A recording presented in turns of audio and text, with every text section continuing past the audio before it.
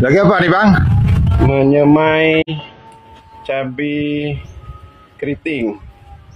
Ini proses penyemaian cabai keriting perlu ketelitian dan ketenangan supaya yang kita semai tumbuh.